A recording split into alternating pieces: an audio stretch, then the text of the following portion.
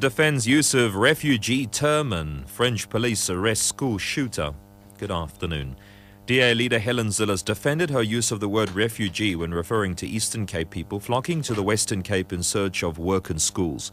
Her comments on social networking site Twitter has caused an uproar, with the ANC labelling her a racist.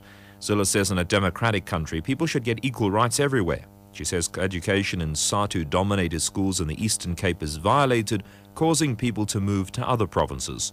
Zille says the term refugee is appropriate to describe the situation. If you look at the definition of refugee, it's a broad definition.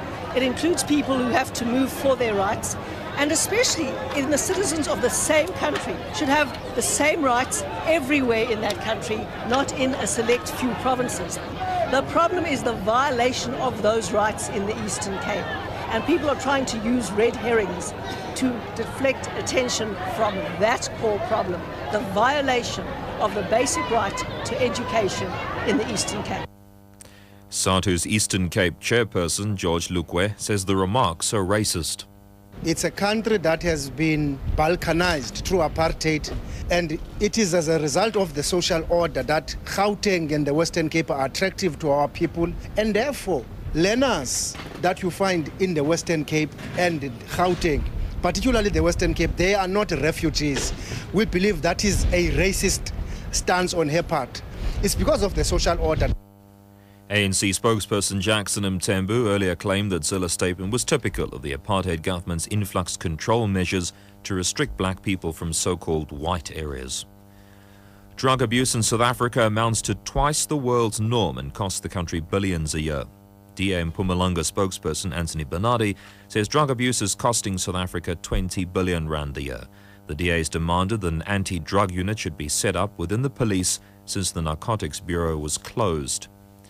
French security forces have arrested a man suspected of a spate of killings in Toulouse. Officials say armed police have been laying siege to a block of flats in the city since this morning.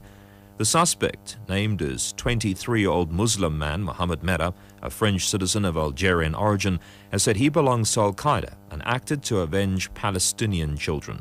He's suspected of attacking a Jewish school earlier this week, killing 3 learners and a rabbi. He also allegedly killed 3 French soldiers.